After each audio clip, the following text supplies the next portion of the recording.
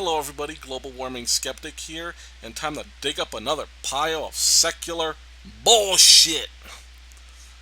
We got Kyle here talking against media neutrality. I was trying to freelance, but I'm not particularly good at that, so let's just listen to Kyle and we'll just correct him piece by piece. Chris Wallace of Fox News will moderate one of the presidential debates. So he spoke to Howard Kurtz and laid out his philosophy as a moderator. Let's skip ahead. It isn't coming up with a killer question, not coming up with the great follow-up. I see myself as a conduit to ask the questions and basically to get the two candidates, or as I say, if one of the other people is on the stage as well, one of the third-party candidates, but to get the candidates to engage. I view it as kind of being a referee in a heavyweight championship fight.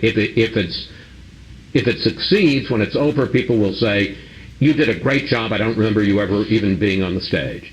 Well, I understand that. I think that's the right approach, not making it about you. On the other hand, there's a lot on your shoulders, both in terms of the question selection, but also as they go at it, let's say Donald Trump and Hillary Clinton, what do you do if they make assertions that you know to be untrue? That's not my job. That's not I do not believe that it's my job to be a truth squad. It's up to the other person to catch them on that. Now, before we go into Kyle's nonsense, let me just comment on debate in general. If you want to learn how traditional debates are run, watch a Sam Harris debate, watch Christopher Hitchens, Richard Dawkins, William Lane Craig. Lots and lots of very, very good debate. Richard Dennis, he's got really good debates. Listen to one of these debates and listen to the moderator. The moderators will very rarely get involved. Even in Q&A, they will very rarely get involved unless a debate just gets way out of hand, and it's extremely rare that you'll see a moderator step in. The moderator's job in a debate is to not be there.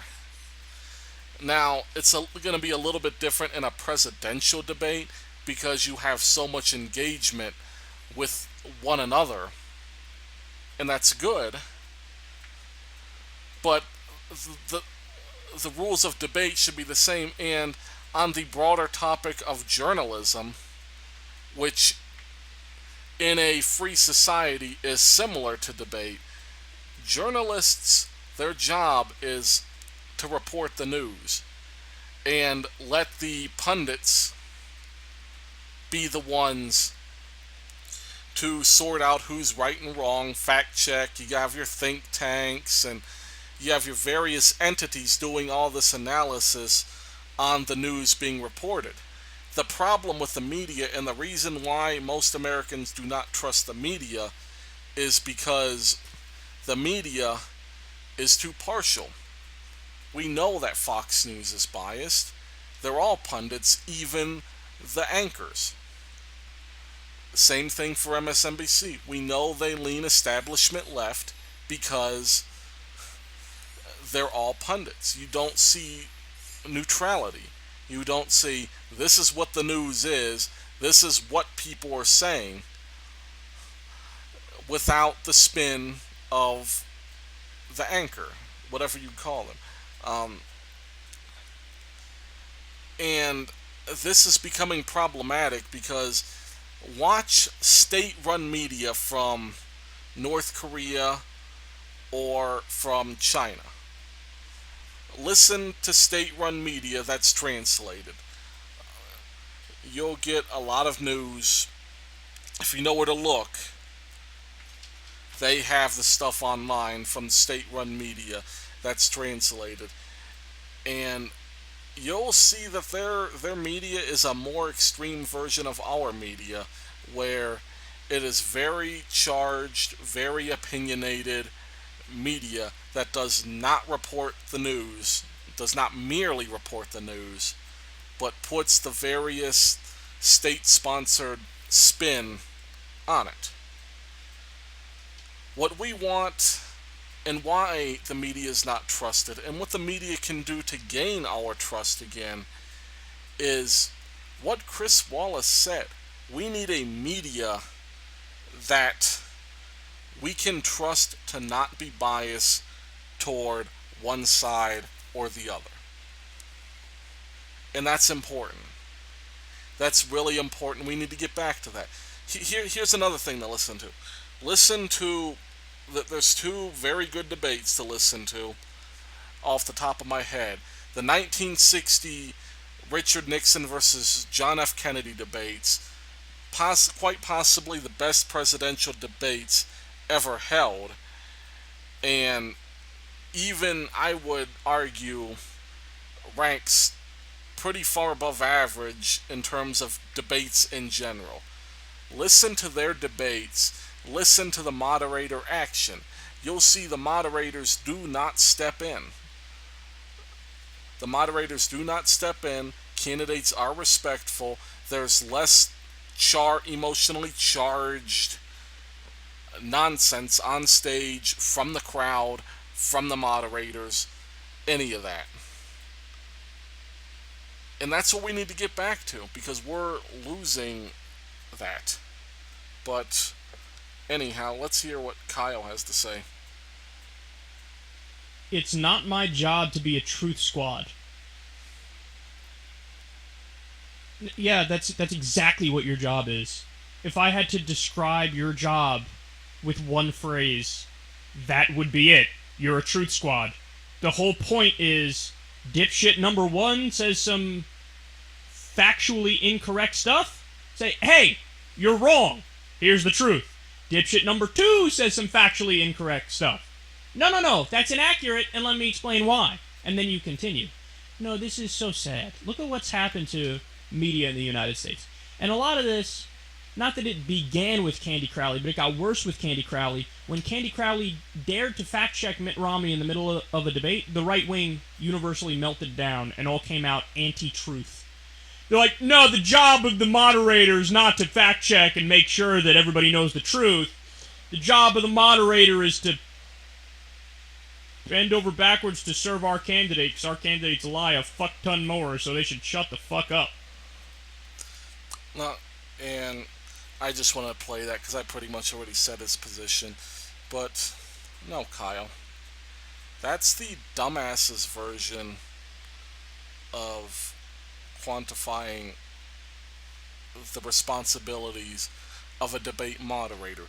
A debate moderator is there to make sure that the debate has an even flow, to keep things on schedule, to keep things moving, clicking, to keep things on topic if absolutely necessary, and that's it. It's just basically to make sure that the flow and structure of the debate remains relatively intact for that format. That's it. That's the moderator's job. The moderator is not there to be a truth squad or fact checker because, let's be realistic here. A lot of things, and we'll even go back to Candy Crowley, because what she said was that Obama did say acts of terror in his initial response to Benghazi.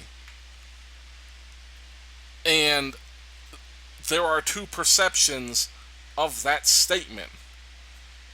Did he say the words act of terror, or did he say that it was a terrorist attack, as in an act of terror? So it's from the perception of literal words versus the perception of meaning. And that's important.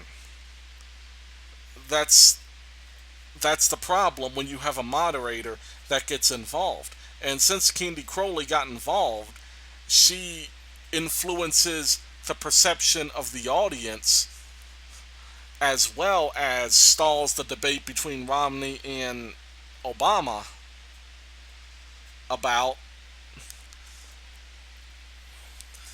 about those perceptions and forces them to take one side of that. And again, I'm not saying that she was incorrect in her facts, and in fact, I'd even say that she's right because Romney was talking about Obama's speech. But here's the point, that's Obama's job. It's his job to correct that.